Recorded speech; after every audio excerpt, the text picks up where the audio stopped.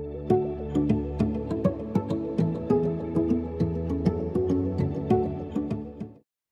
some point in our lives, we all feel like we're not enough. And I don't think we can truly be free from these feelings unless we're really willing to make that change. What are the things that make you feel like you're not enough? For me, it started when I was young, and my parents had quite high expectations of me, and there was a huge emphasis on education. Now, my parents are both immigrants from India, and I think with most immigrant parents, they really valued education, especially because they came over to the UK, to this country, for a better life. So when I was growing up, education was all that mattered. And I really struggled at school. I spent a lot of time trying to figure out a lot of things that people had got a lot more quickly. I felt like I was putting in a lot of work, but not really understanding. I did okay in school.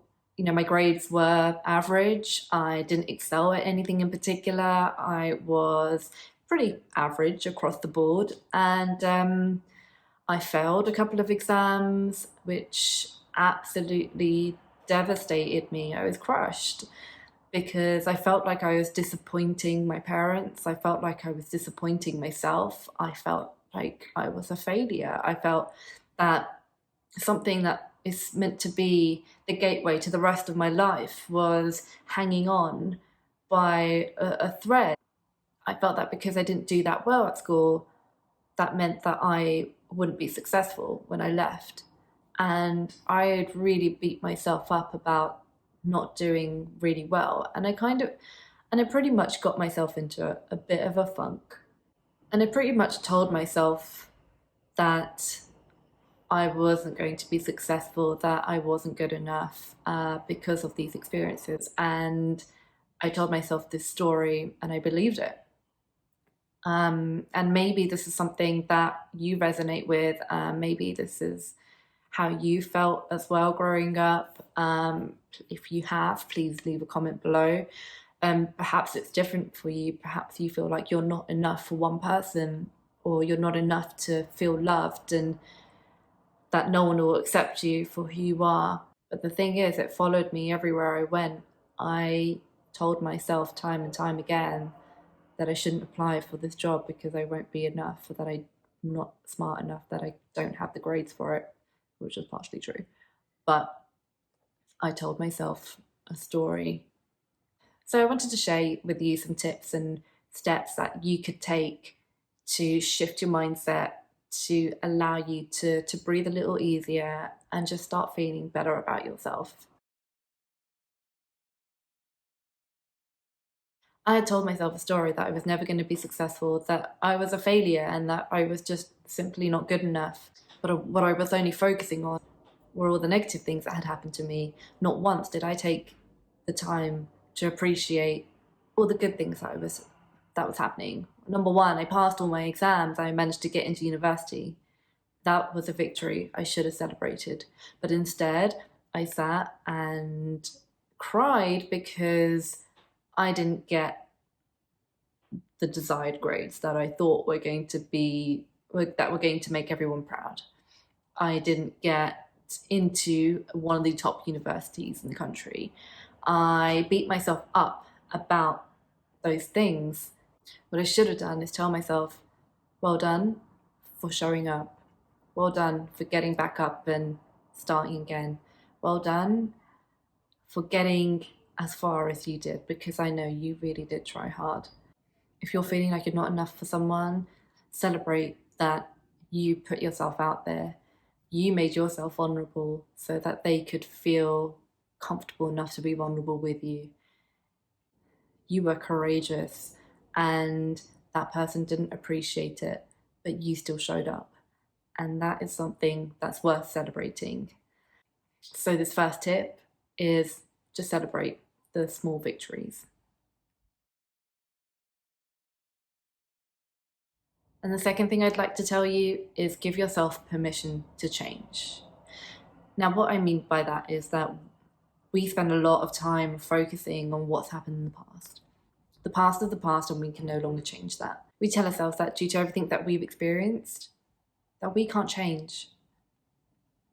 And I'm here to tell you that that's not true.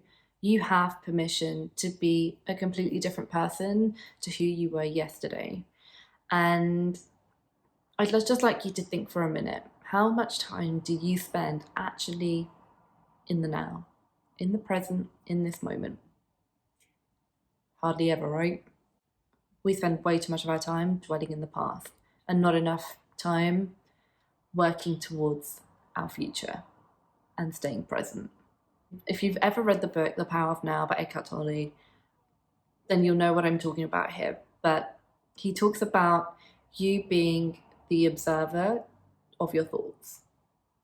So what that means is if you were to catch yourself thinking about something, talking to yourself, then just listen to what you're saying and be the watcher. Just watch what you're saying. Don't judge it, don't criticize it, don't do anything with it.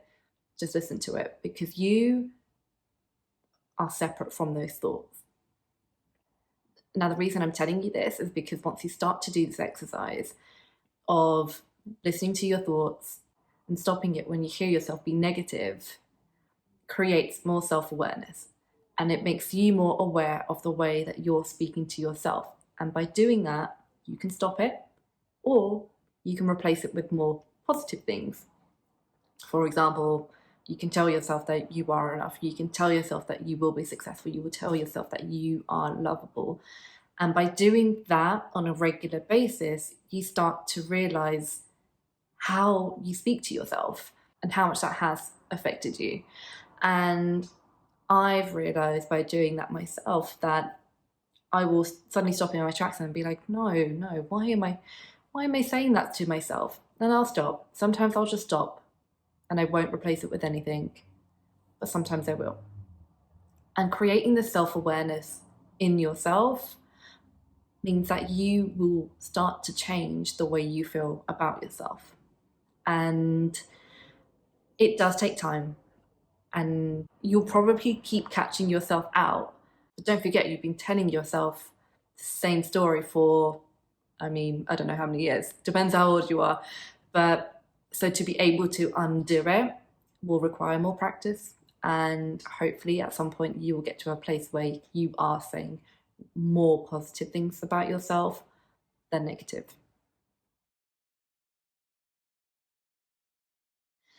And the third and final tip that I have for you is to step into the fear. And what I mean by that is that the fear is your fear of rejection, or your fear of not being accepted, or your fear of failure, and your general fear of just not being enough.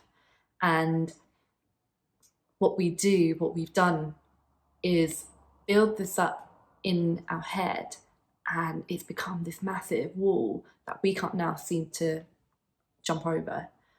And the first step I would say to you is to combine this with step number 2, which is being a little bit more self-aware, and that's changing the way that you talk to yourself.